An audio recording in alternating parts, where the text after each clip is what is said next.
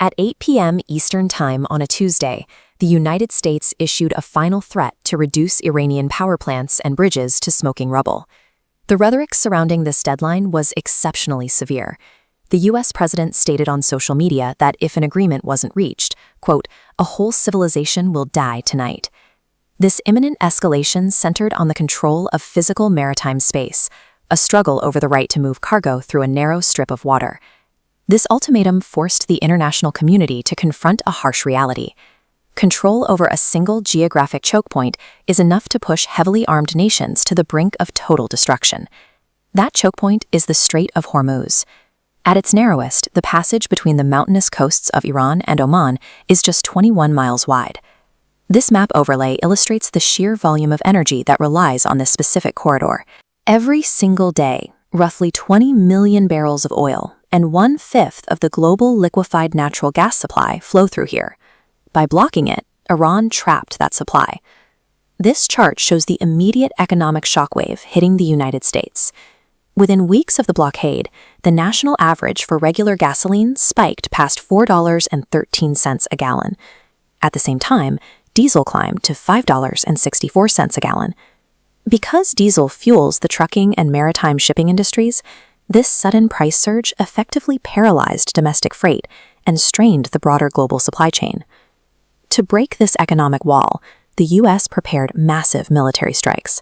Yet executing those strikes carried severe moral and legal costs, drawing warnings from international law experts about potential war crimes. The threat of infrastructural annihilation was a desperate maneuver to break a global economic stranglehold. The standoff proved that the logistics of energy supply dictate the boundaries of military strategy. The military capabilities of the two sides are vastly imbalanced. The U.S. and Israel battered Iran's defenses using advanced precision strikes and drone swarms. These operations inflicted heavy damage on Iranian oil infrastructure, including overnight strikes that hit dozens of military targets on the critical export hub of Karg Island. Unable to match this aerial dominance, the Iranian government turned to asymmetric tactics. They mobilized their own civilian population to physically protect the remaining infrastructure. The regime issued a public call for citizens to form human chains around power plants and bridges. According to the Iranian president, over 14 million civilians volunteered for this effort. This triggered immediate international outcry. The United Nations and Pope Leo XIV publicly warned the U.S. administration that targeting facilities protected by civilian shields would be a direct violation of international law. By weaponizing the moral threshold of civilian casualties, Iran found a way to neutralize the West's absolute military supremacy, engineering a standoff with no clean resolution. As the 8 p.m. deadline ticked closer, the Pakistani government stepped in, acting as a frantic back-channel mediator between Washington and Tehran. Through these talks, Iran presented a 10-point peace plan. They offered to reopen the Strait of Hormuz, but under a strict new set of conditions.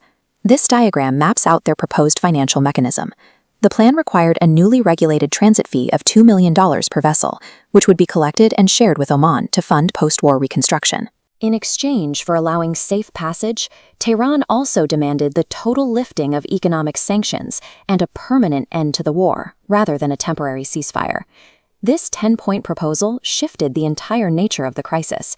It turned a catastrophic military conflict into a highly structured, transactional toll road negotiation. Just hours before the 8 p.m. deadline expired, the standoff broke. The United States agreed to suspend its bombing campaign for exactly 2 weeks. The U.S. administration publicly acknowledged Iran's 10-point plan, calling it a workable basis for finalizing a long-term peace agreement. But even with this temporary ceasefire in place, the broader vulnerability of our global energy supplies remains fully exposed. This map highlights the next imminent threat. Just southwest of Hormuz lies the Bab al-Mandeb Strait, a narrow corridor handling 12% of global seaborne oil trade. Iran-backed Houthi forces are already threatening to restrict access to this route if hostilities resume.